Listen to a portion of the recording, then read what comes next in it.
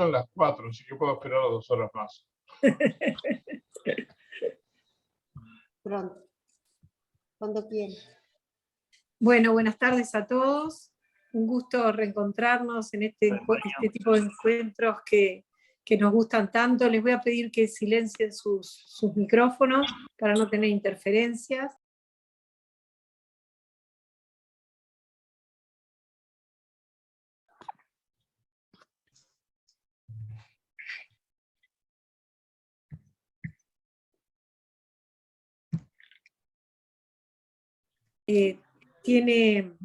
No sé si se está oyendo algo, ¿no? No, estaba silenciada. Estaba silenciada. Bueno, arrancamos entonces. Bueno, bienvenidos todos, un gusto que estén acá acompañándonos, un nuevo evento de la Academia Nacional de Economía, hoy con un invitado de lujo que es Arturo Porzecanski, que algunos lo conocerán, para los que no lo conocen, él me decía fuera de micrófonos que tuvo como una vida en 2 actos, un primer acto donde trabajó en Wall Street y se empapó de todo lo que es esa práctica durante 30 años, y un segundo acto como profesor de la American University, profesor de tiempo completo, que ya hace más de 16 años. Vive en Nueva York hace más de 40 años, y es también Global Fellow del Wilson Center.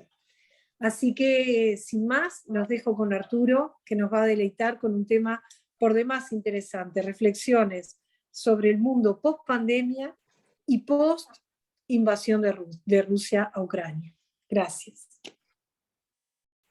Bueno, buenas tardes, muchísimo gusto. Agradezco mucho que se me haya permitido incorporarme a esta academia y presentarme a todos ustedes a través de esta charla. Como yo he pasado toda mi vida adulta fuera del país, y por ende casi ninguno de ustedes conoce mi historia personal, les cuento que en 1968 apenas terminé preparatorios y cuando acababa de cumplir 19 años, me fui solo a los Estados Unidos, a donde no tenía ningún pariente o amigo esperándome, pero sí tenía admisión a una universidad en la ciudad de Los Ángeles. Y lo hice para poder estudiar economía y luego volver al país, y no con el propósito ulterior de emigrar a los Estados Unidos. Como los más veteranos de la audiencia recordarán, en aquella época uno tenía que hacer primero la carrera de contador público en la UDELAR, antes de poder hacer lo que se ofrecía como un posgrado en economía. Y ese posgrado tenía en aquella época mucho contenido ideológico. Además, la aceleración de la inflación durante la década de los 60, de una tasa de un dígito anual al principio, hasta llegar a 3 dígitos para cuando me fui, en el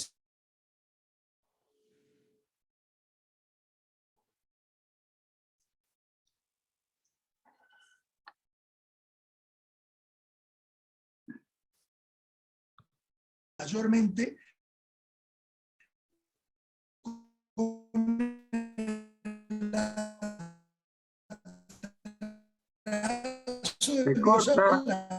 Se corta. Profesores y los administrativos. Se está cortando un poquito el video, capaz que si no cerrás la imagen tengas más ancho de banda. Para ponerme a estudiar economía en serio. Y sí encontrar respuestas.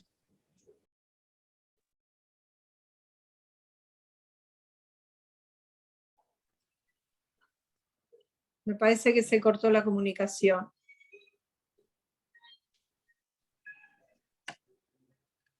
Está cortado, ¿eh? Sí. Se Perdón, cortó. parece que hemos cortado. Ahí está conectándose. Arturo, se ve que, viste que el ancho de banda se complica cuando somos muchos. Capaz te convenga bajar nuestros videos, quedarte solo con tu video para no complicarte el ancho de banda. Es lo que te iba a sugerir. Apaguemos los videos si podemos. Baja los videos entrantes, pues si no somos muchos.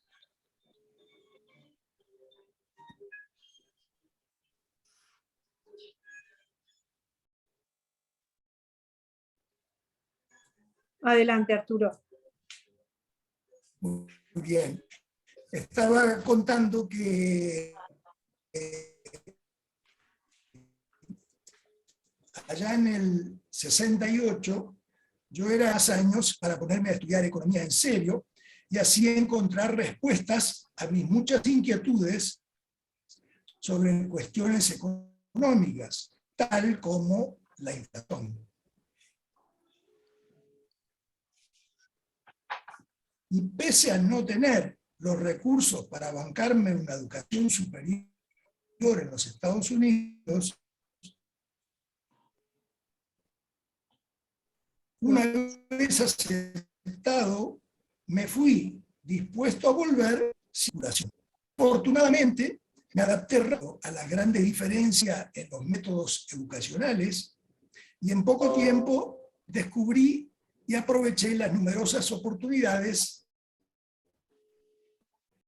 que había en los de becas y de trabajo que las universidades en Estados Unidos ofrecen, las cuales me permitieron continuar adelante con mis estudios.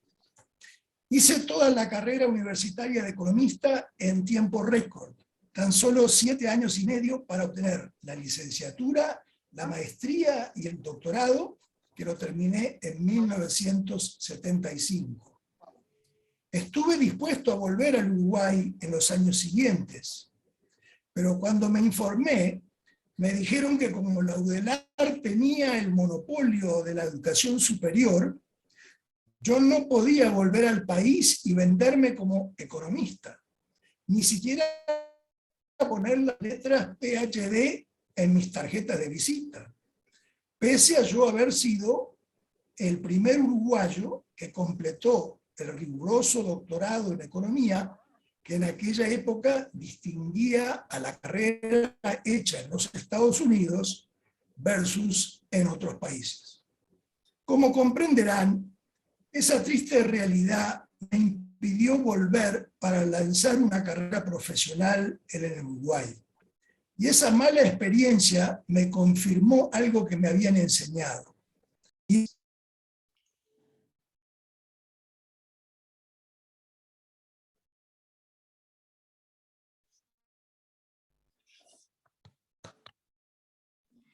Se corta. Arturo, si me estás oyendo, en las configuraciones, detené los videos entrantes. Vos tenés en la configuración de Zoom, detener video entrante. Hacelo porque si no, se te va a seguir cortando.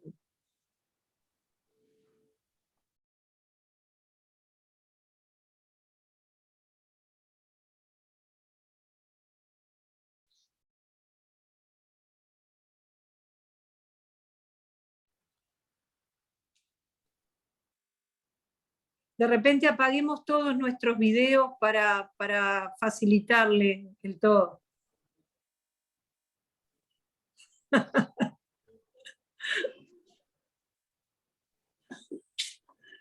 El cuadro está derecho, Daniel, soy yo que estoy torcida. Ahí. ¿Les parece? Apaguemos todos nuestros videos para facilitarle a Arturo que se pueda conectar.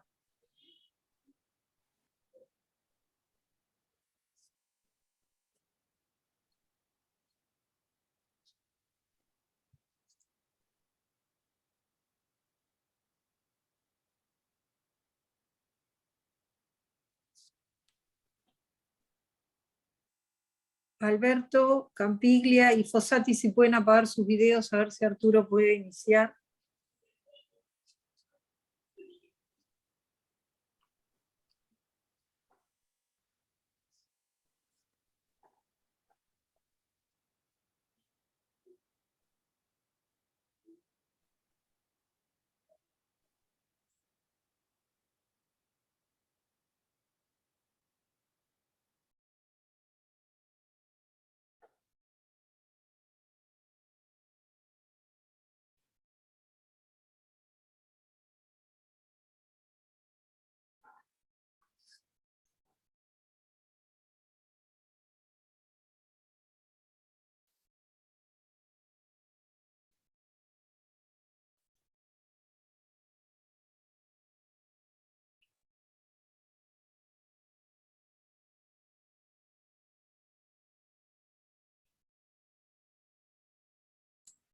Intentá ahora, Arturo, a ver qué pasa.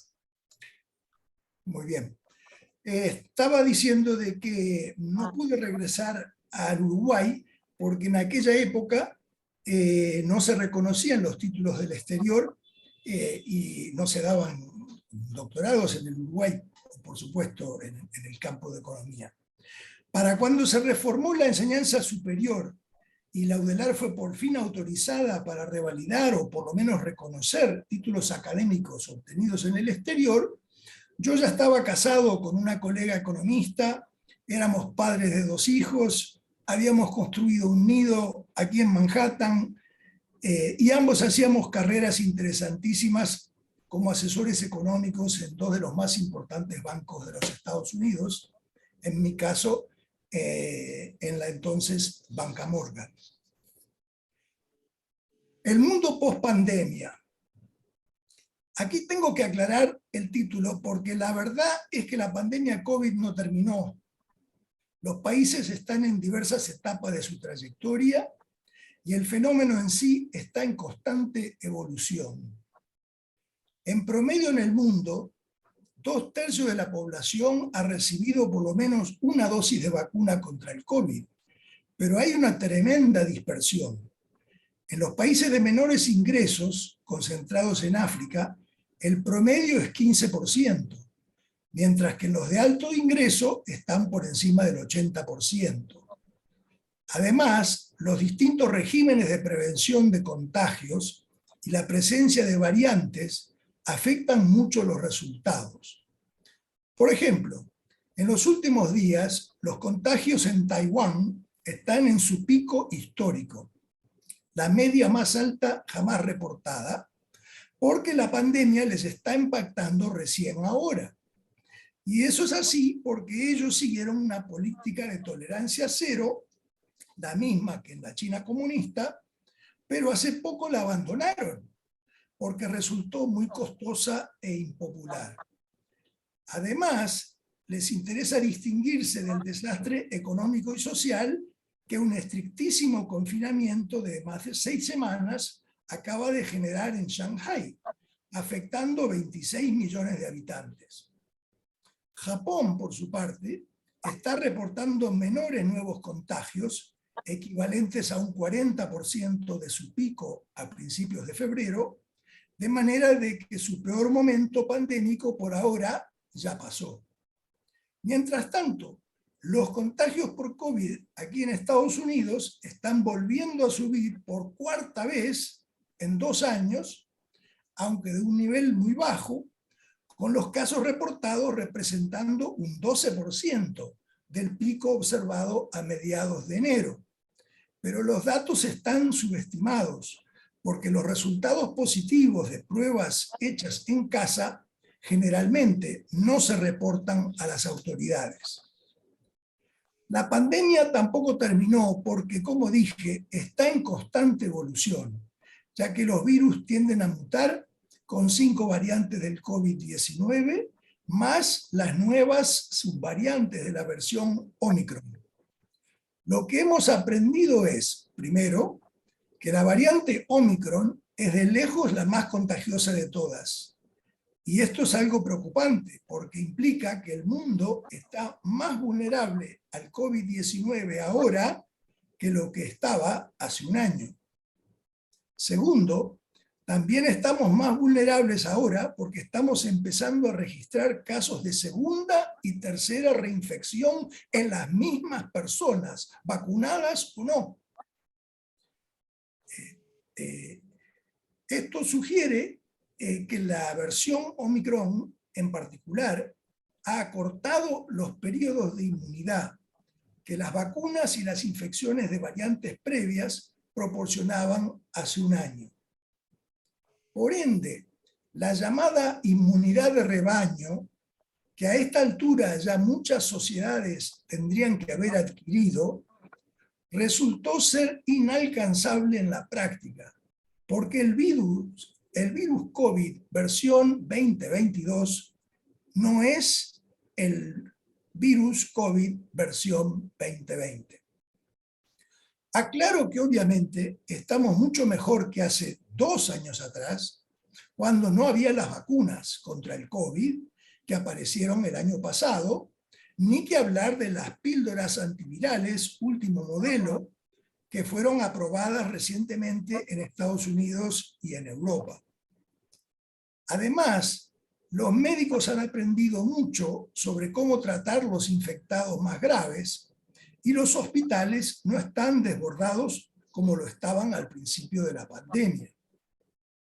Pero no cabe duda que la familia de virus tipo COVID se va a seguir transformando y por ende va a tener que ser combatido con nuevas versiones de las vacunas y también de los medicamentos antivirales.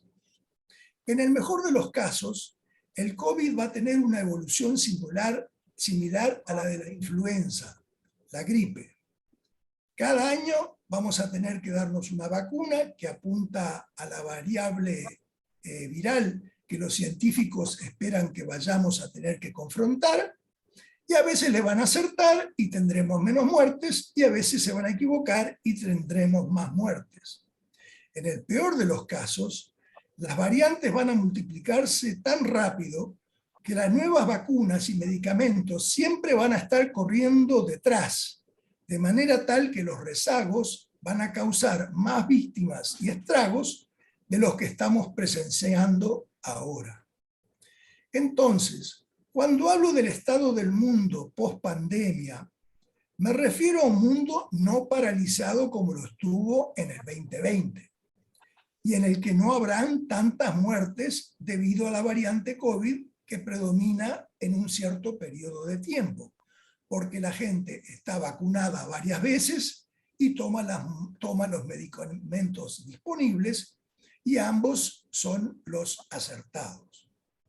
Por ende, los gobiernos no tendrán que cerrar sus fronteras, los hospitales no deberían estar colmados, las empresas deberán poder seguir trabajando y las escuelas, ojalá, permanezcan abiertas.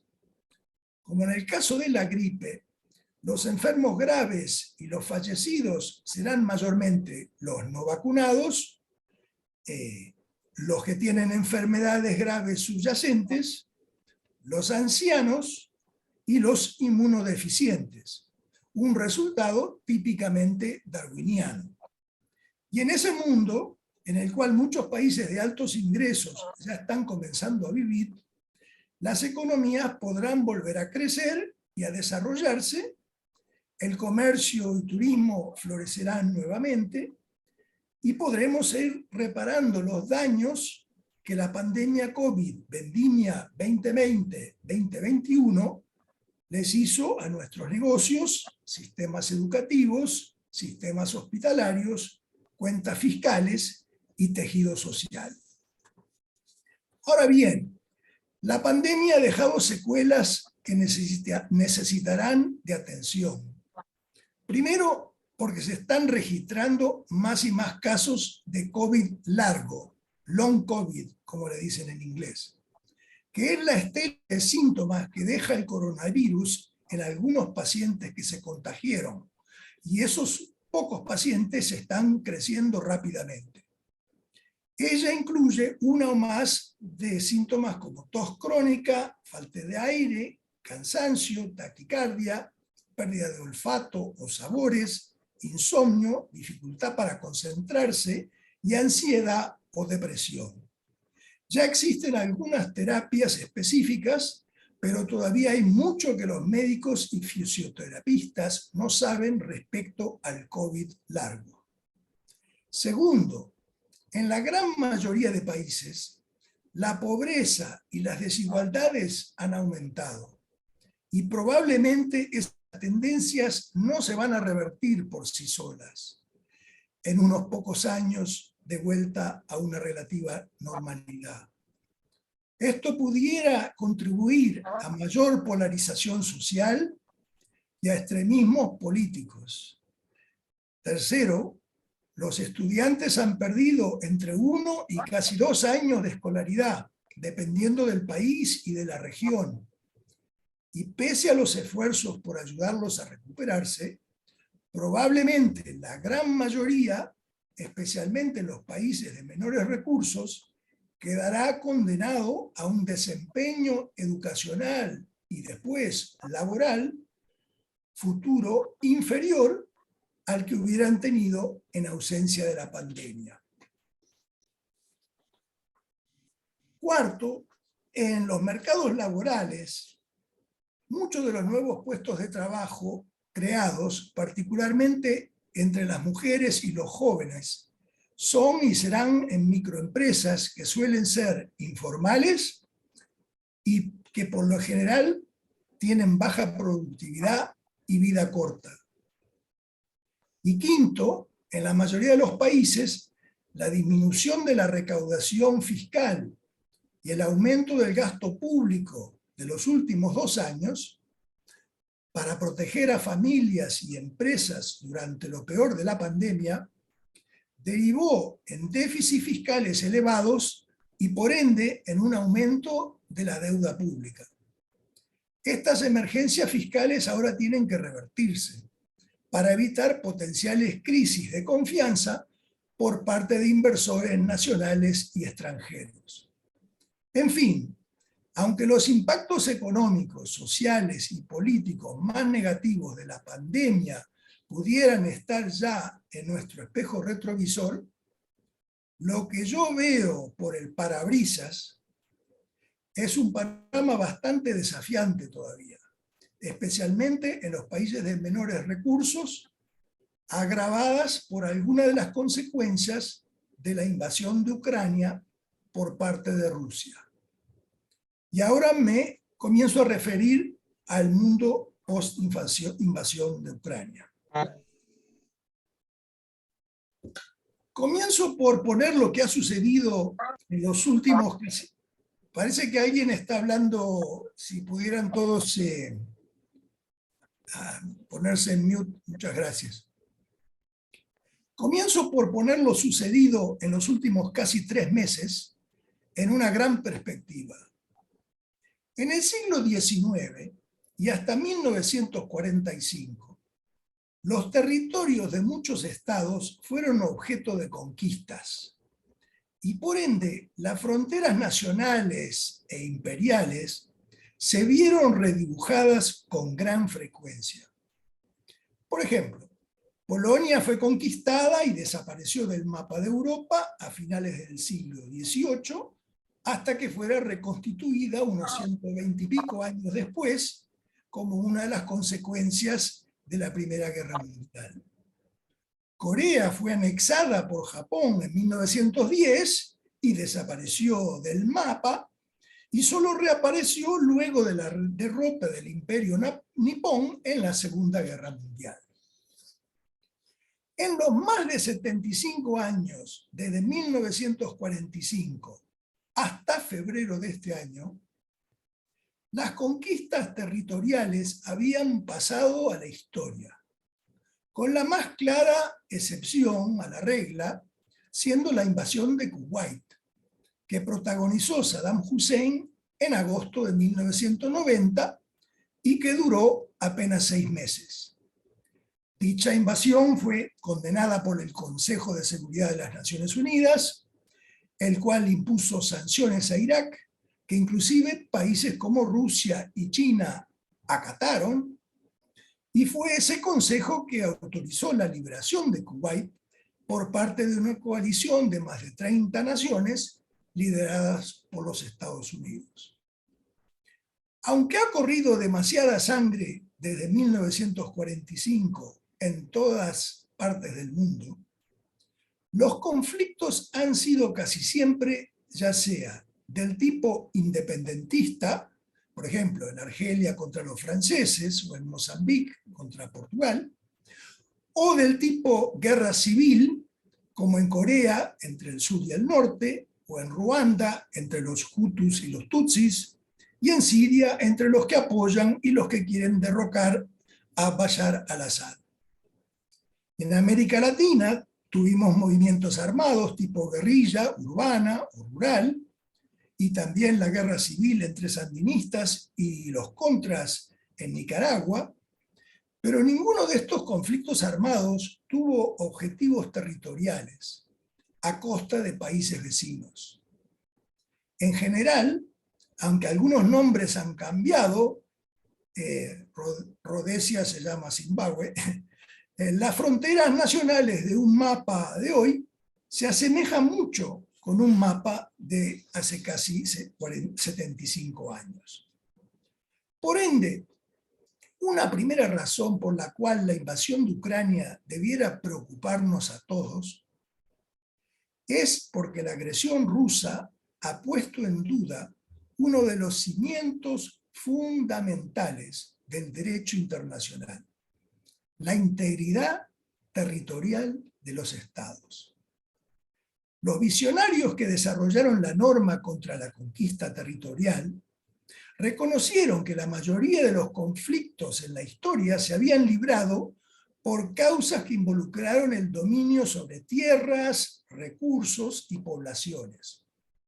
Fue por eso que la Carta de las Naciones Unidas explicita que, cito textualmente, los miembros de la organización se abstendrán de recurrir a la amenaza o al uso de la fuerza contra la integridad territorial o la independencia política de cualquier estado. Y muchos de los preexistentes y nuevos estados se dieron cuenta de la importancia clave de esta nueva norma y adoptaron compromisos similares en documentos fundacionales de organizaciones tales como la Liga Árabe, la Organización para la Unidad Africana y la OEA. Sin embargo, hace años que Vladimir Putin viene negando que Ucrania sea un estado propio. Y el 21 de febrero pasado inclusive argumentó que la Ucrania de hoy es una creación de Rusia, dando a entender que el destino de ese territorio está legítimamente en las manos de Moscú. Y eso que en 1994 Rusia había firmado, juntamente con los Estados Unidos y el Reino Unido, el llamado Memorándum de Budapest, que ofreció garantías de seguridad territorial a Ucrania a cambio de entregarle a Rusia todas sus armas nucleares. Y eso que en 1997 Rusia y Ucrania firmaron un tratado de amistad donde las partes declararon, entre otras cosas, cito textualmente, el respeto mutuo, la igualdad soberana, la integridad territorial, la inviolabilidad de las fronteras, la solución pacífica de las controversias, la no utilización de la fuerza, ni la amenaza de la utilización de la fuerza. En febrero, Rusia inicialmente intentó decapitar y conquistar a toda Ucrania, pero frustrada en varios campos de batalla, ahora parece que se conformaría con controlar la costa sur y el sureste del país. Por supuesto, Putin ya había atropellado a Georgia en el 2008, cuando su ejército incursionó en la región Osetia del Sur y en el territorio de Abjasia, y también en Ucrania ya en el 2014, luego de la secesión de Crimea y Sebastopol, la que fuera declarada inválida por las Naciones Unidas, y la de los territorios de Donetsk y Lugansk. Pero hay más razones por las cuales la invasión de Ucrania debiera preocuparnos a todos. La segunda es la manera como Rusia ha tratado de subyugar a Ucrania, atacando deliberada y masivamente a la población civil y cometiendo un sinnúmero de crímenes de guerra en el proceso. En vez de localizar y enfrentar mano a mano a los destacamentos del ejército ucraniano, las unidades rusas han arrasado pueblos y suburbios indefensos para instalar su artillería y así poder bombardear día y noche a las ciudades de Ucrania, específicamente a los edificios residenciales, a los edificios comerciales, a las escuelas, a los hospitales, incluso con municiones prohibidas como las de racimo. Para dar solo un dato, el martes de esta semana, la Organización Mundial de la Salud anunció que había verificado más de 225 ataques a hospitales, clínicas y ambulancias de Ucrania. En fin, lo que estamos presenciando es una repetición de la cobarde, inmoral e ilegal manera en la cual las Fuerzas Armadas de Rusia operaron en las campañas de Chechenia en el 94 al 96, en Georgia en el 2008 y en Siria desde el 2015, a donde pulverizaron, entre otras cosas, la antiquísima ciudad de Alepo. La tercera razón para preocuparnos es que todos sabemos de las intenciones que China tiene con respecto a Taiwán. La China comunista siempre ha reclamado la isla de Taiwán como propia. La considera parte de sí mismo. Si no fuera por el apoyo que Taiwán recibió de los Estados Unidos en 1950, cuando el presidente Truman ordenó a su séptima flota patrullar el estrecho de Taiwán y proteger a la isla, para desalentar una invasión por parte de la China, decisión que tomó luego de que Mao Zedong apoyara la invasión de Corea del Sur por parte de Corea del Norte, seguramente esa reunificación forzada ya hubiera tenido lugar en aquella época. Si Putin hubiera logrado conquistar a Ucrania en pocos días, probablemente el presidente Biden y sus aliados más interesados en pararle el carro a la China hubieran tenido que demostrarle de inmediato a Xi Jinping que Taiwán no estaba en liquidación. Por ende, pienso que hay que entender que el gran apoyo político, económico, financiero y material a Ucrania dado por países como los Estados Unidos, Gran Bretaña, Japón, Australia y Corea, que tienen intereses estratégicos en Asia, ha servido para matar dos pájaros de un tiro. Y por las dudas, Taiwán se ha encargado de recordarle en privado a las grandes empresas y gobiernos del mundo que ellos son indispensables por ser de lejos los fabricadores más importantes de semiconductores. En particular, la Taiwan Semiconductor Manufacturing Company, una sociedad anónima fundada por un taiwanés norteamericano, controlada por inversores extranjeros, es la que desarrolló y posee la tecnología para fabricar más del 90% de los semiconductores más sofisticados que tenemos en el mundo. La cuarta razón para preocuparnos por la invasión de Ucrania son sus consecuencias económicas internacionales. Este año igual iba a ser uno de difícil transición. En los últimos 2 años, los gobiernos y los bancos centrales de los países de todo el mundo se vieron forzados a colaborar estrechamente para hacer frente a los efectos económicos de la pandemia COVID.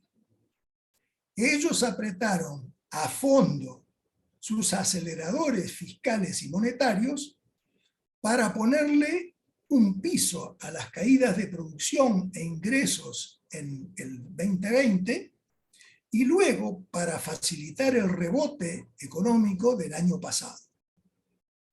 Los países con ingresos altos y excelentes calificaciones crediticias emitieron mucha moneda nacional y también mucha deuda pública, por el equivalente de entre 8 y 15 puntos porcentuales de su PBI, para cubrir la merma de sus ingresos tributarios y bancar los gastos extraordinarios para apoyar familias, empresas y sistemas de salud.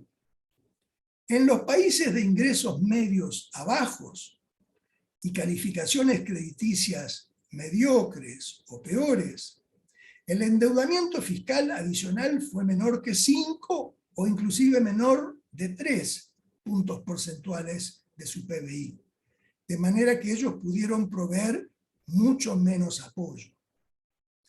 Pero con el beneficio del pasaje del tiempo, ahora podemos decir que los impulsos fiscales y monetarios en países como Australia, Canadá, Estados Unidos, Europa como un todo y Japón fueron exagerados.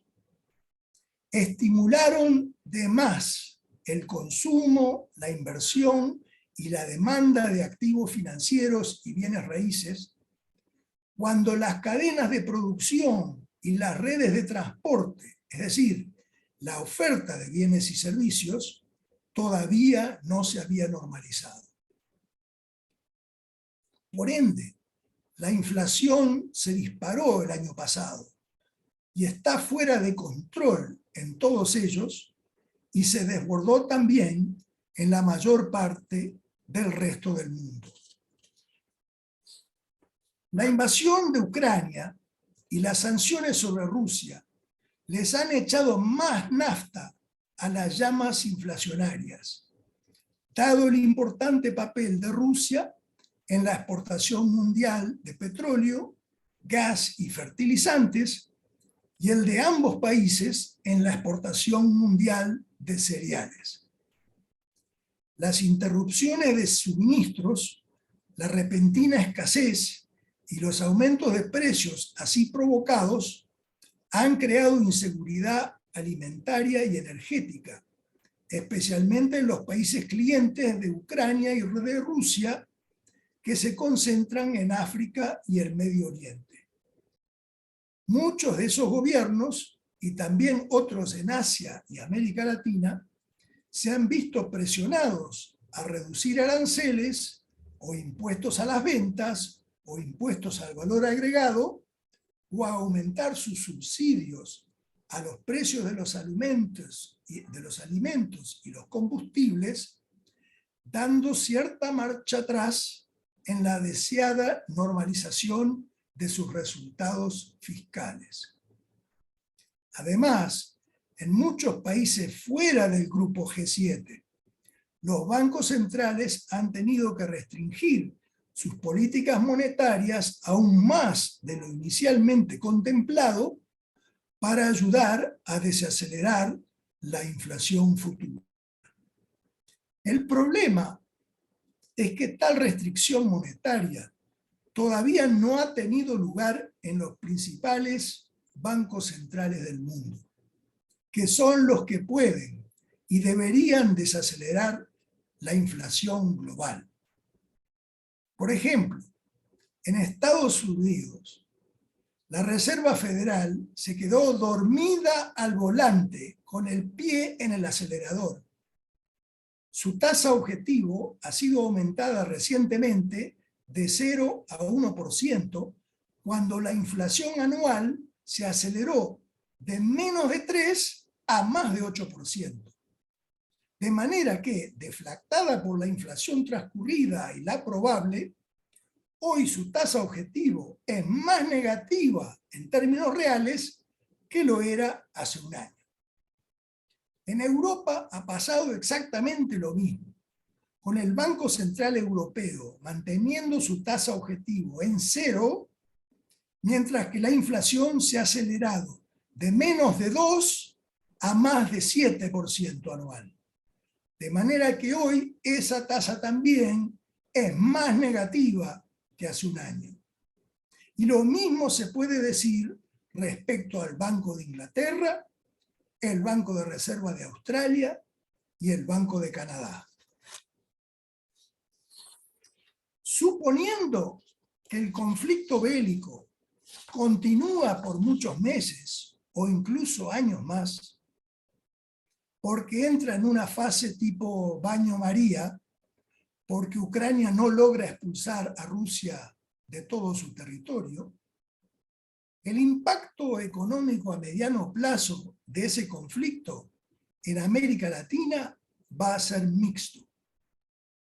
Tenemos una serie de países en América del Sur que exportan muchos de los mismos productos que Rusia y Ucrania, como cereales, oleaginosas, acero, hierro, petróleo y gas.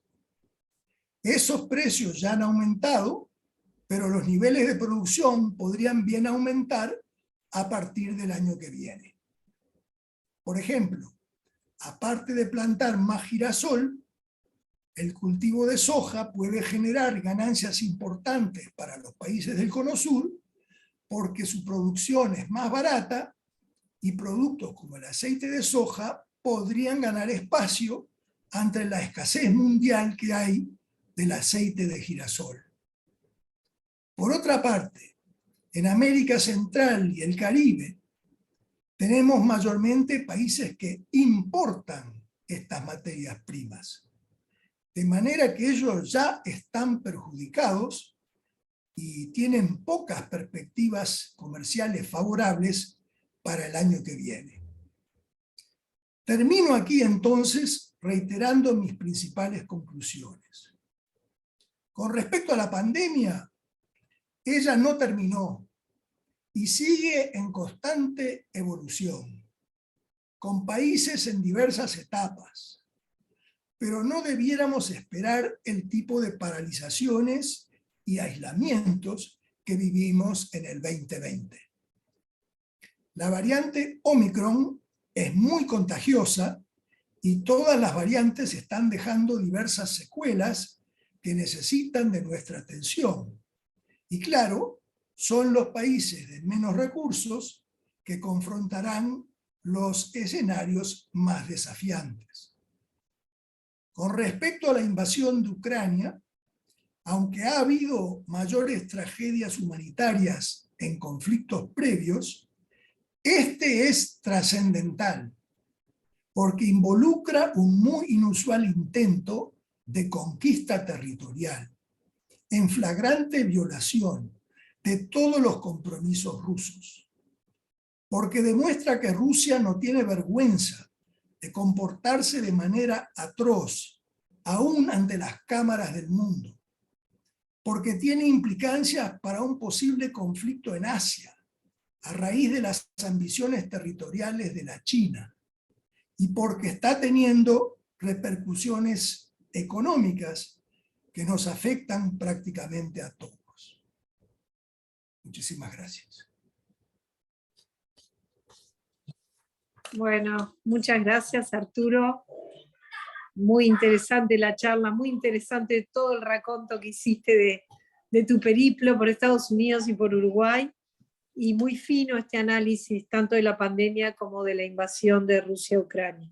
Se abre un espacio de preguntas de los asistentes, las pueden hacer llegar por el chat o pueden hacerlas a viva voz, para lo que les sugerimos, bueno, si pueden, se activan sus micrófonos, no el video para no complicar a Arturo, o el video del que habla, nada más. ¿Alguna pregunta? Bueno, si no hay ninguna, voy a hacer como hace el embajador Lacarte Muró, que dice que el moderador tiene el privilegio de poder hacer la primera pregunta.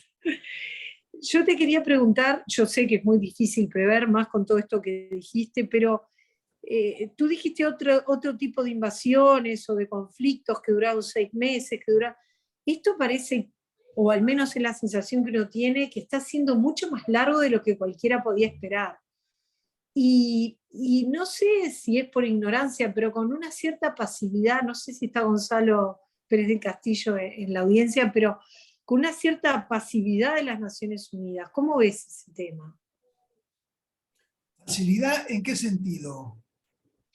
En el sentido de una sanción más genérica. Lo que pasa es que decían, si lo expulsamos, hacemos una sanción genérica, implica entrar en guerra. No lo sé. Entrar en guerra a todos los países. Yo no soy politólogo, pero el problema es que Rusia está en el Consejo de Seguridad y ellos han vetado, ¿no?, todo lo que pudiera el Consejo de Seguridad hubiera podido aprobar. Por eso fueron a la Asamblea, y en la Asamblea ahí sí hubo una abrumadora mayoría en contra de Rusia, pero como ha pasado con tantos otros países, no les importa lo que las Naciones Unidas piensan. Claro, claro. Hay una pregunta acá de Diego Rijos. Las últimas semanas el mercado ha sufrido graves pérdidas. ¿Es el comienzo del final de una burbuja post-COVID o es una corrección del mercado respecto a las expectativas de inflación y por cuánto tiempo se va a mantener? Bueno, para eso le tengo que cobrar.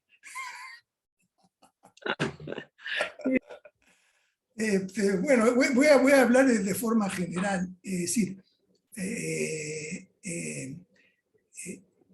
como dije, ¿no? Hemos tenido políticas fiscales y monetarias tan laxas en los principales países que impactan sobre las bolsas, los mercados de commodities, los bienes raíces, etcétera, que pese a todas las malas noticias que han salido en los últimos 2 años, como ustedes sabrán, la gran mayoría de las bolsas habían subido y el valor de las propiedades había subido, y etcétera. Una cosa medio rara. Pero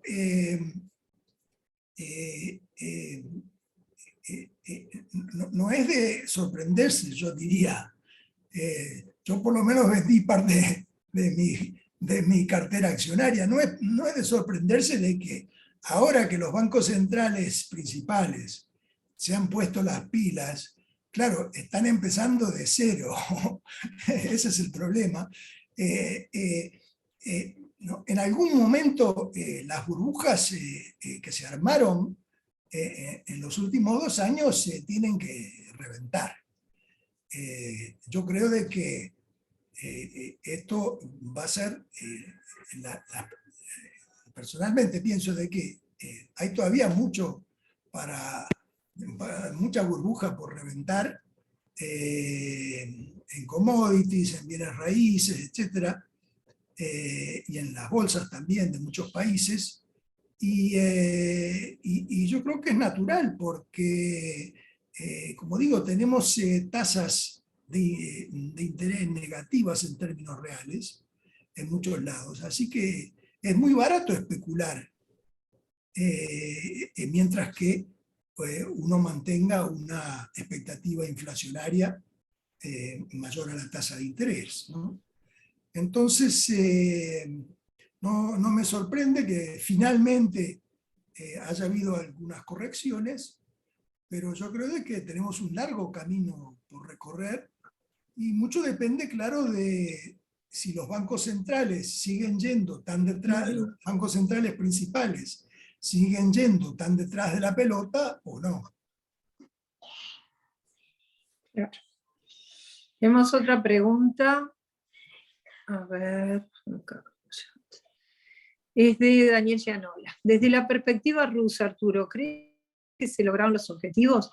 ¿Cómo se interpreta el retiro del noreste de Ucrania? ¿Se repetirá en Osetia, Georgia, Moldavia? No, yo creo,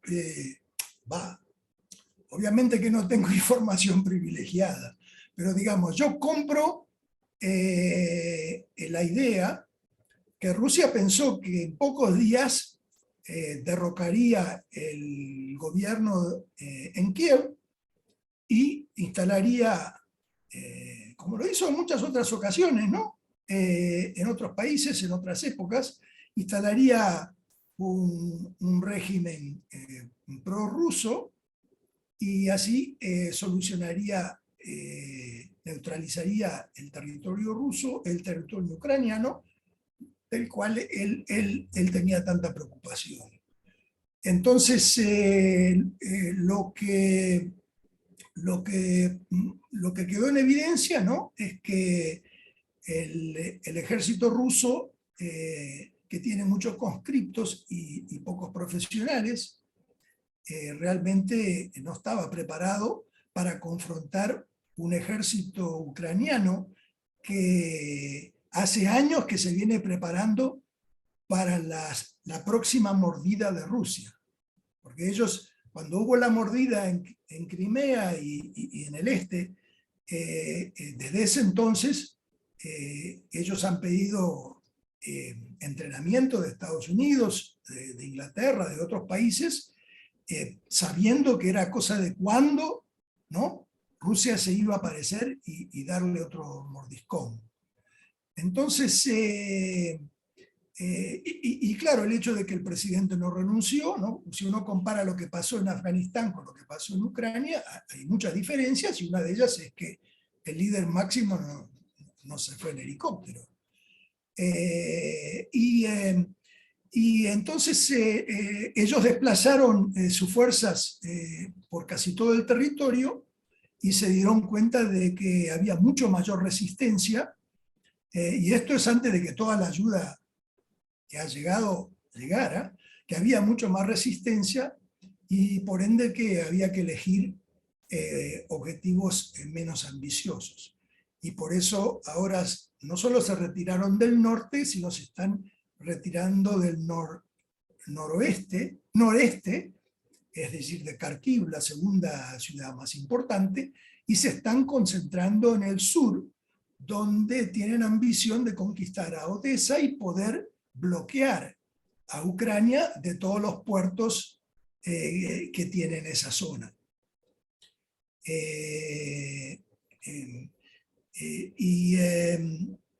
Y claramente es un conflicto que se complicó para Rusia mucho más de lo que ellos pensaban, porque ellos pensaban que Biden es un cobarde, que la OTAN está desorganizada, nunca aporta los recursos que tenía que aportar, están todos dormidos, en fin.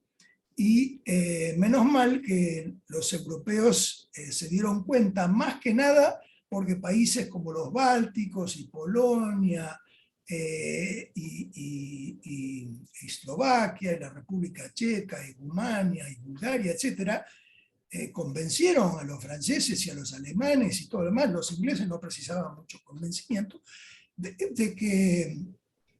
que si Rusia tenía éxito en darle otro mordiscón a Ucrania, entonces iba a seguir dándole mordiscones a los ex miembros de la Unión Soviética hasta subyugarlo, ¿no? Entonces, bueno, pasó todo lo que pasó, y ahora creo que va a ser difícil sacarse de encima a los rusos si los rusos se concentran en una zona manejable. Uno se olvida, pero Ucrania es un país grande, es tamaño Texas, digamos, y entonces hay grandes distancias, etc. Y entonces el escenario más posible ahora es que probablemente en algún momento haya un cese al fuego, haya esta solución Baño María, ¿no?, donde Rusia se quede con zonas en el sur y en el sureste, y Ucrania reconquista el resto, y que esto continúa, que no sea una guerra fría, sino que sea una guerra semicaliente. Pero de todas maneras, como traté de mencionar, tiene muchas implicaciones económicas, implicaciones para China, implicaciones para la suciedad de las guerras, las reglas del juego, la seriedad de los tratados que todos los gobiernos han firmado, etc. Así que mi impresión es que hay que tomarlo muy en serio lo que está pasando en Ucrania. María Dolores, ¿puedo? Muchas gracias. Creo que Carlos Mazal tenía una pregunta. Sí, bueno, primero que nada, muchísimas gracias, muy claro.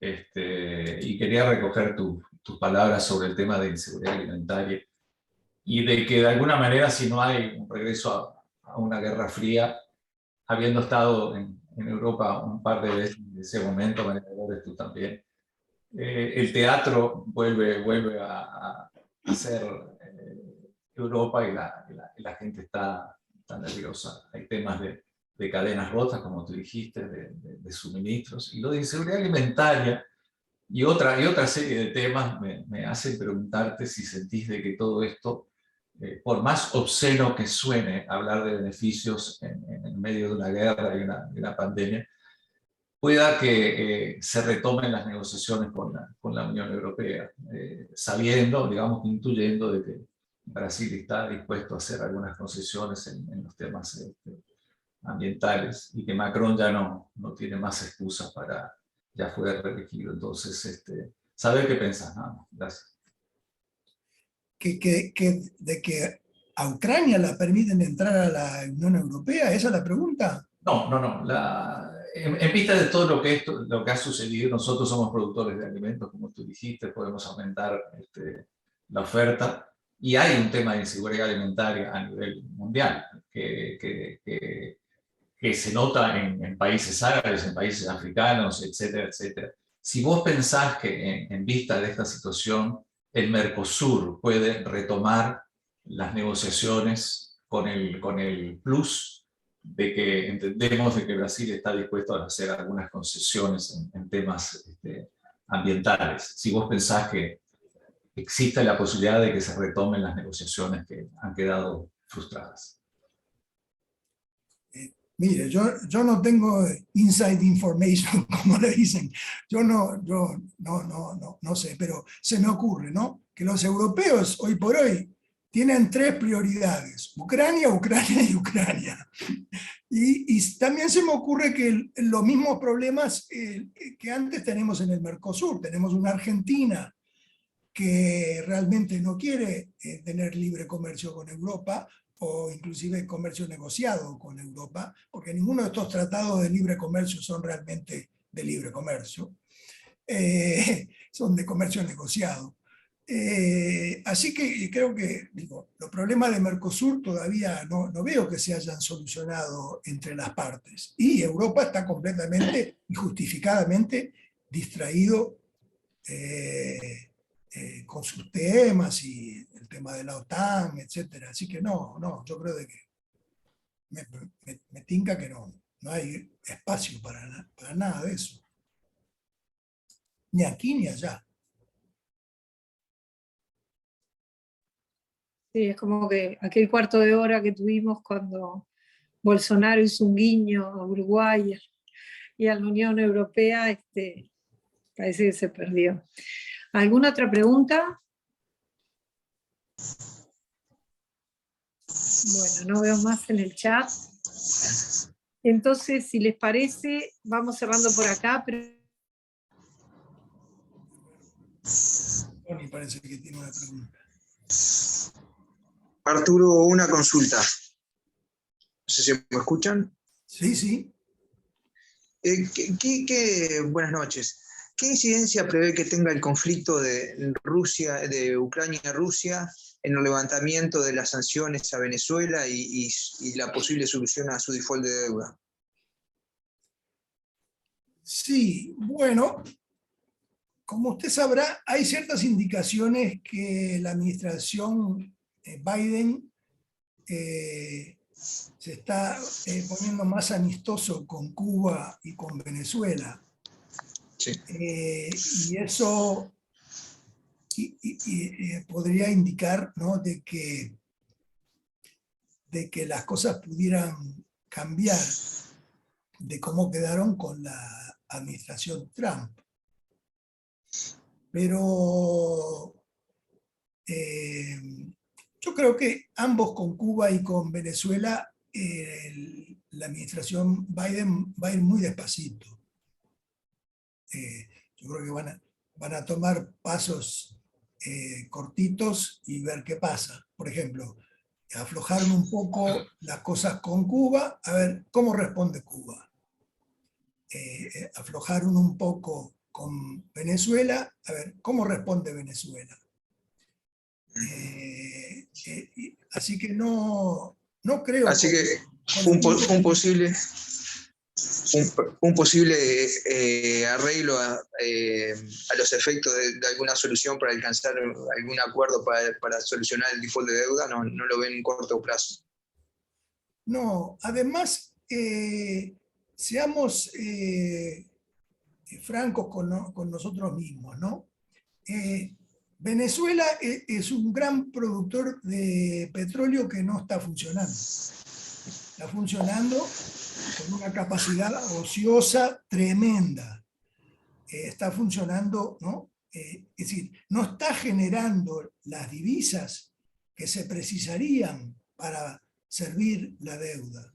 Aunque la reduzcan la deuda, etcétera, ellos están todavía contando los vintenes, por usar una expresión antigua. Sí que tendría que pasar mucho más, creo, en Venezuela. Por ejemplo, ¿no? Ahora le dan rienda larga a Chevron, que está en Venezuela, para que haga cosas con el gobierno venezolano. Bueno, ahí sí, entonces si la producción petrolera de Venezuela empieza a aumentar y hay a quien venderle, y etcétera, etcétera, es decir, yo creo que en Venezuela no puede haber negociación seria hasta que no haya más capacidad de pago. En los últimos años perdieron toda capacidad de pago, no solo de principal, sino de los intereses también. Así que también lo veo muy lento la cosa.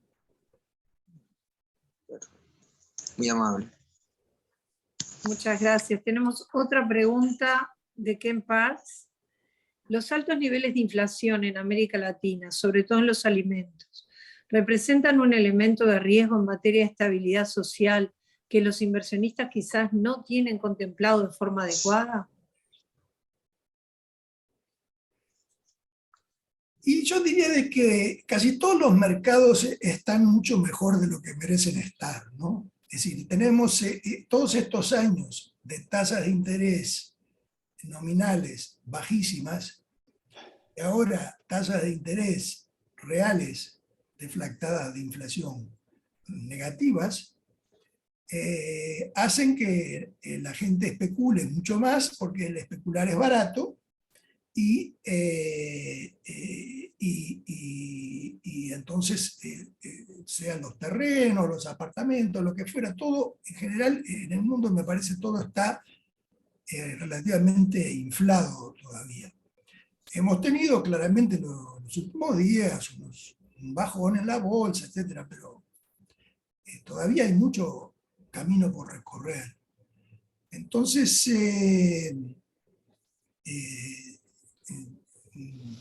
yo pienso de que sí, todavía yo no extrapolaría de donde estamos. Es decir, yo no compraría a estos niveles. Me pongo así. Parece que Roberto Bertoni tiene una mano de las amarillas. Bueno, ¿se me oye? Creo que no la bajó. ¿Tenés otra pregunta, Roberto? No, tengo una, nada más, no hice ninguna. ¿Se me oye? Sí, sí. Sí. Bien. ¿Cómo estás, Arturo? La verdad que da gusto escucharte, como siempre, y quedé impactado de varias cosas que dijiste, pero yo me voy a lo más sencillo, porque ya de la guerra han hablado, nunca es suficiente, pero hay mucho para hablar. Me quedo con la inflación de Estados Unidos, que quedó ahí. Me quedé realmente choqueado. De un -3 al 8, creo que dijiste, ¿no? De menos de 3 a más de 8. Que sí, estamos como un 11 que saltó. No, estamos, bueno, 11 mayoristas. Mayorista, exacto. Consumidor 8. Y eso no armó un destrozo ahí dentro de la economía de Estados Unidos, ¿no? Por supuesto. Como economista, eso no se ha notado como algo, una barbaridad, si en tan poco tiempo subió tanto eso, y además, ¿a qué porcentaje, mira la pregunta, qué porcentaje de culpa, para decirlo entre comillas, se lo das a la guerra de Ucrania de todo este movimiento inflacionario, o hay muchos otros factores? Bueno, tenemos estadísticas para muchos países, obviamente, de la inflación de marzo y de abril, y en muchos países la gran aceleración de la inflación ocurrió antes de la invasión de Ucrania. Es decir, la sorpresa fue el año pasado, y esa sorpresa continuó un poco más en enero, febrero, y inclusive algunos de los datos mes a mes estacionalizados, desestacionalizados, están mejor últimamente que antes, dependiendo si incluye energía o alimentos, o si es todo, pero en fin, la gente piensa que lo peor ya pasó. Se hacen todo tipo de estudios de expectativas y nadie, en ninguna encuesta, en ningún mercado se observa que la gente está calculando que la inflación se va a quedar en 6, 7, 8%. Al contrario, piensan que en los próximos 2 años va a volver a 3 o 4. Y entonces, por eso también los bancos centrales no se están apurando tanto, porque si la gente estuviera contestando las encuestas y comportándose, por ejemplo, en el mercado de bonos indexados a la inflación, comportándose como si la inflación de 8% que hay aquí en otros países para quedarse, entonces los precios no serían lo que son. Entonces, la gente cree que la inflación esta es anormal y que va a bajar, y que va a bajar relativamente pronto. Y los bancos centrales, como la gente les está dando el beneficio de la duda, como decimos en inglés, entonces los bancos centrales están tomando su tiempo y están corriendo muy detrás de la pelota, porque piensan de que la pelota viene hacia ellos, no es que ellos tienen que correr hacia la pelota. Yo no, personalmente yo no me la creo. Sí, pero no creo que vos tenés inside information. No. Es solo 72 años de experiencia nada más. No, yo creo de que la verdad está más o menos en el medio, es decir, que no vamos a volver al 2 o 3% y no nos vamos a quedar en el 7 o 8%, pero que todavía tenemos un par de años de inflación relativamente alta que va a causar que los mercados se ajusten más. Por eso digo de que todavía hay muchas burbujas por ahí que no han reventado, y si uno quiere hablar de que por lo menos algunas burbujas parece que están perdiendo aire, bueno, están perdiendo un poco de aire, pero la verdad, la gente todavía piensa, y no solo en Estados Unidos, en Europa, después de tantos años de inflación cero, deflación, en Japón, etc., la gente todavía piensa que esto es un fenómeno rarísimo, pasajero, etc. A lo cual, por lo menos por ahora, los datos parecen evidenciar de que lo de Ucrania fue solo extra, ¿no? Fue como el postre, pero no fue ya la ola inflacionaria ya venía. Gracias, Arturo. Hasta pronto. Perdón, un pequeño comentario, María Dolores. Claro, Arturo, felicitaciones por la gran presentación que nos ha dado toda una perspectiva que da luz sobre muchos aspectos, aunque, como él mismo reconocía, hay aspectos en que habría que ser adivino a ver cómo va a terminar todo el conflicto Rusia-Ucrania.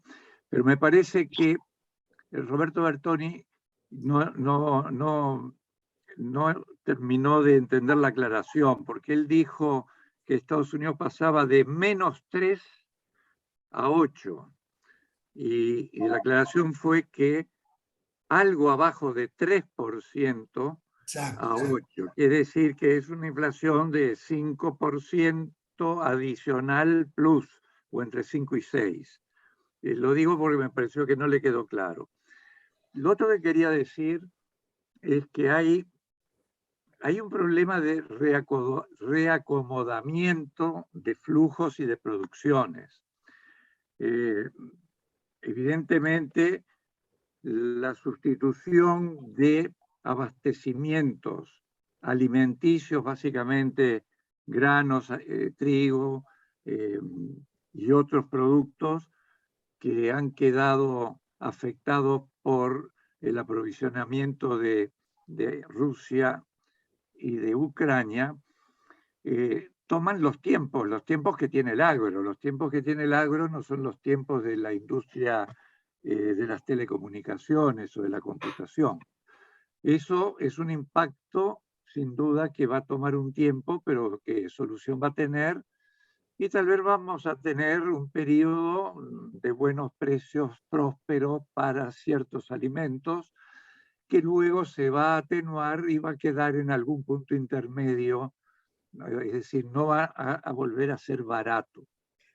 El otro tema es que hay un impacto que es fruto de la rápida recuperación de actividades productivas, que a veces no se menciona, que es un tema de stocks, no es un tema monetario, porque tanto Estados Unidos como la Unión Europea, las épocas en que ellos tenían la crisis de los documentos hipotecarios y todo aquello del 2008, 2007, supieron inundar de medios de pago el mercado y mantener en alguna forma una inflación controlada.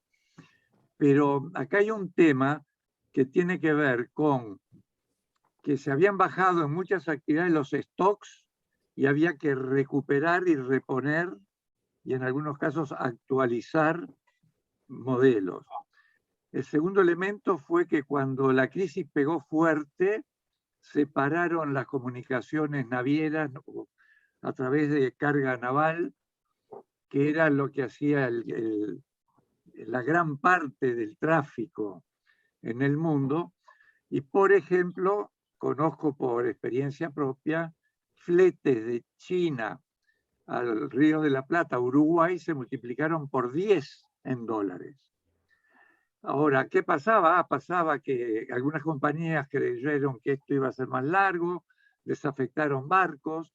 Cuando empezó la pandemia, descargaron contenedores donde les vino bien y donde había espacio, y en otros casos se llevaron carga de contenedores hasta otros lados que no era donde debían estar.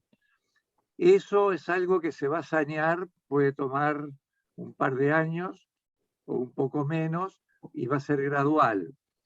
Lo de la agricultura va a tomar su tiempo, pero yo no creo que volvamos a problemas de alta inflación, salvo caso como puede ser el de algún vecino nuestro, que tienen unos problemas de déficit fiscal y de exuberancia monetaria, y algunas dificultades que nosotros mismos podamos enfrentar, porque teniendo la expectativa de bajar un déficit fiscal alto del 5% al asumir, resulta que tuvimos que incluso atender los efectos de la pandemia y crear el fondo COVID para manejarlo con independencia. Pero creo que sí, que va a haber un periodo, pero yo soy relativamente optimista que eso se va a ir saneando. Sí, no, yo diría también, por eso digo, no creo que muchos países de inflación casi cero, que ahora tienen inflación de 6, 7, 8, no creo que se queden ahí, pero creo que no van a volver no solo no van a volver a 0, pero no van a volver a 2, porque efectivamente hay mucha demanda todavía, y sabemos, ¿no?, que la evidencia empírica de muchos años nos enseña que las políticas fiscales y monetarias se mueven con rezagos. Ni que hablar de las cosas estructurales que usted está hablando, de lo que la gente siembra y lo que la gente manda, etc. En fin, creo, por eso digo, no estoy diciendo que vamos a repetir la década de los 70, donde año tras año hubieron shocks y tasas de inflación de 2 dígitos, inclusive en muchos países civilizados que nunca la habían visto en décadas. Pero no creo que baje tan rápido, porque también el hecho que las cosas se mueven con rezago también hace de que, ¿no?, una vez que uno va de 2 a 8 o de 0 a 6, despacito, ¿no?, los alquileres se renuevan, los salarios se ajustan, las tarifas, en fin. No son países que están acostumbrados a remarcar los precios todos los meses. Así que creo que sencillamente estoy diciendo no va a bajar, la inflación no se va a desacelerar ya tan rápidamente de aquí a un año. Esto probablemente demore 2 o 3, 4 años más, y por ende pienso que la Reserva Federal, el Banco de Inglaterra, el Banco Central de Europa, el Banco de Japón, el Banco de Canadá, etcétera, probablemente van a tener que restringir la expansión monetaria y aumentar las tasas más de lo que ellos están proyectando, porque ellos están tan igualmente optimistas como los mercados. Y a mí me tinca que esto no se resuelve así de la noche a la mañana. Si les parece, si no es abusar mucho de Arturo, tenemos otra pregunta de Armando Liva. Los salarios en USA están... Hay alguien que levantó los la mano. salarios, ¿cómo? Julio Rafael también levantó la mano. Pero voy a tratar de dar respuestas entonces. Sí. Bueno, los salarios en Estados Unidos están subiendo.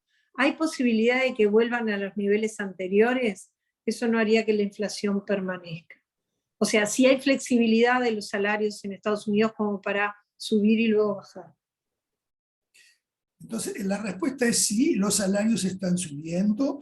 No solo están subiendo, sino que están subiendo a una tasa más rápida, pero van detrás de la inflación. Ahora, la gente... ¿Por qué? Porque ustedes tienen... Claro, en el Uruguay, ¿no? Ustedes saben que más o menos la inflación va a ser entre 8 y 10%. Entonces uno está preparado para eso. Ya lo planea, porque año tras año, ¿no?, uno hace el promedio de los últimos 20 años, le da algo así, entre 8 y 10. Pero acá, y en Europa y en Japón, año tras año, la tasa de inflación ha sido -1, +1, ¿no?, 0, 2, máximo 3. Entonces, hay rezagos por todas partes, pero la gente se está empezando a dar cuenta porque los alquileres se están reajustando hacia arriba. Los automóviles, ¿no?, todos los bienes durables, la gente empieza a ponerse las pilas y se da cuenta de que, bueno, mejor me compro el apartamento, me compro un auto, me compro un bien durable. Y además, como hay problemas de oferta de nuevos automóviles y de construcción, y etcétera, ¿no? Entonces, todavía hay muchos precios que están subiendo y yo creo de que la gente se está dando cuenta que está perdiendo poder adquisitivo. Como hay un refrán en inglés, ¿no?, que uno puede engañar a alguna gente por algún tiempo, por alguna magnitud, pero uno no puede engañar a todo el mundo por mucho tiempo y por muchas más. Entonces, la gente se está empezando a dar cuenta, ¿no?, de que van al supermercado y $100 no alcanzan para comprar su canasta familiar. Que quieren comprarse un auto nuevo o usado, muchas veces no hay auto nuevo, y también el presupuesto no es el que ellos contemplaban. Entonces creo que hay un proceso de rezago donde la gente es idiota, pero no tanto, se va a dar cuenta que perdió poder adquisitivo, entonces estamos viendo, por ejemplo, algunos sindicatos. Por ejemplo, acá en Estados Unidos, ¿no? Los sindicatos representan menos del 10% de la masa laboral. Pero estamos viendo ciertas expansiones de sindicatos. Ustedes habrán oído quizá que Amazon y Google, etcétera, están empezando a tener activistas sindicales, en fin. Todo eso, por eso me hace a mí estar un poco más defensivo y decir, probablemente, no sea que despertamos al diablo, pero probablemente esta historia no se termina entre hoy y mañana. Hay más rigideces de las que uno puede pensar. Yo me acuerdo en Uruguay cuando en el año 35 se revaluó el oro y no había acostumbramiento inflacionario y unos efectos rarísimos, efectos de aumento de ahorro, efecto riqueza, pigú, yo qué sé, pasó de todo. ¿Por qué? Porque no había acostumbramiento inflacionario. Ahora, ya como decís tú, ya la gente sabe perfectamente y a qué atenerse. Creo que había otra pregunta, ¿alguien tiene? Sí. Arocena, no sé. Sí. Tiene que habilitar el micrófono. Excelente la conversación. Pero me queda un tema. Ucrania, gran parte de su población emigró. No es presupuesto para Ucrania. Las reservas que tenía Ucrania para la guerra contra Rusia está apoyada hoy por muchos países. ¿Cuál es la situación en Rusia, que pensó que en pocas semanas liquidaba el problema y vamos a estar un tercer mes y más? Y esto continúa. Su situación económica rusa, con la pérdida de exportaciones de futuras o actuales ya de gas, algo de petróleo, ¿cómo va a sobrevivir en el futuro Rusia? ¿Cómo lo ve usted? Sí, mire, yo tenía muchos temas que podía tocar, y este era uno, pero no quise abusar de vuestra paciencia, pero yo creo que, no sé si ustedes se dan cuenta de las sanciones que se han impuesto.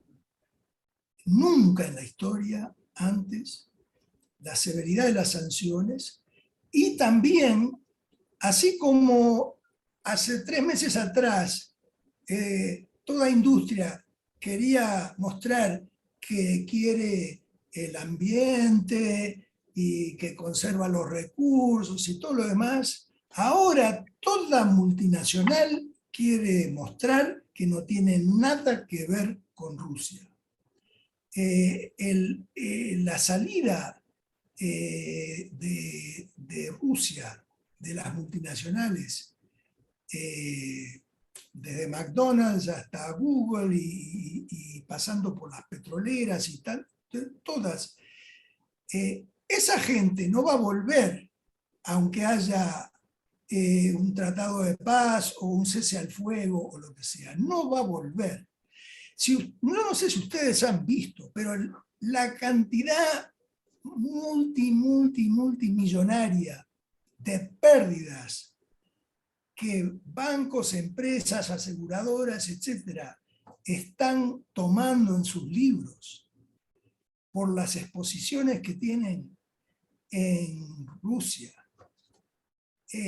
Esa gente no puede admitir un día que no se puede hacer negocios en Rusia y al otro que sí se puede hacer negocios en Rusia. Es decir, yo creo que también no hay conciencia de lo que le ha pasado a Rusia, la paliza que le están dando, y no es una cosa de que paren la economía de un día al otro, pero es un poquito lo que pasó en Venezuela por culpa propia, ¿no? Donde de repente los campos petroleros no se están manteniendo porque faltan partes y falta tecnología.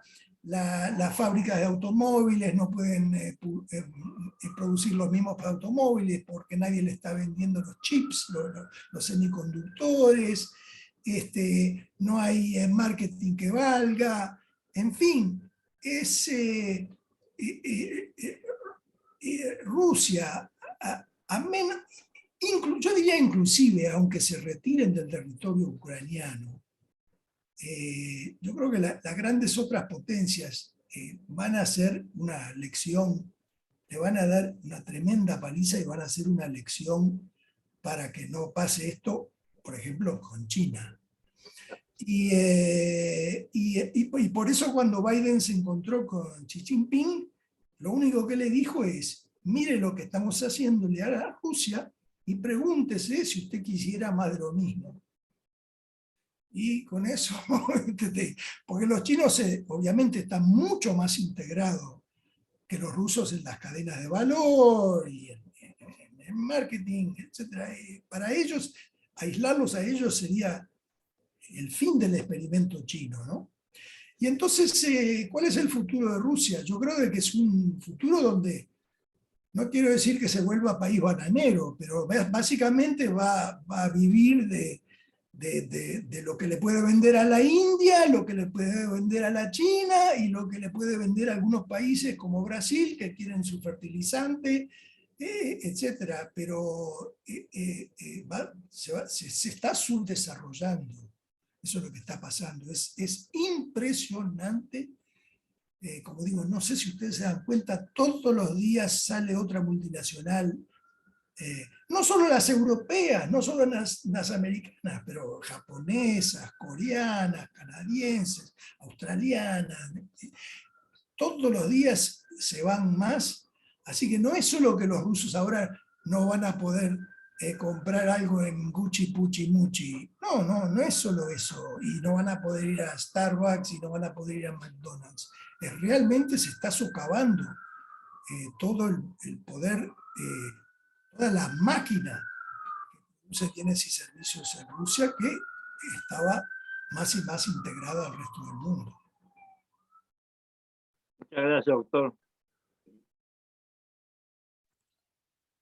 Bueno, muchas gracias. No sé si hay alguna otra pregunta. Ya estamos en la hora y media de charla. Le quiero agradecer a Arturo muy cálidamente por esta charla tan enriquecedora.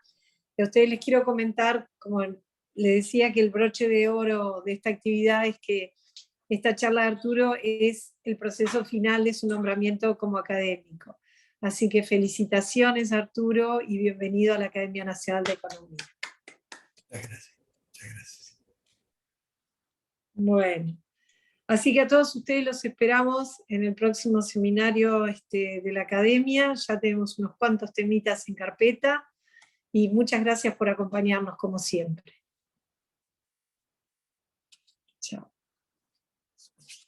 Ahora sí, prendemos los videos, así nos saludamos, y si se corta, que se corte. Bueno, muchas gracias, estuvo muy bueno. Y bueno, nos estamos viendo. Nos estamos viendo. Saludos a todos, en especial a Chao, Arturo. chao. Gracias, saludos. Gracias, María Dolores. Hasta la próxima. Hasta la próxima, si Dios quiere. Chao. Gracias, María Dolores. Chao, gracias.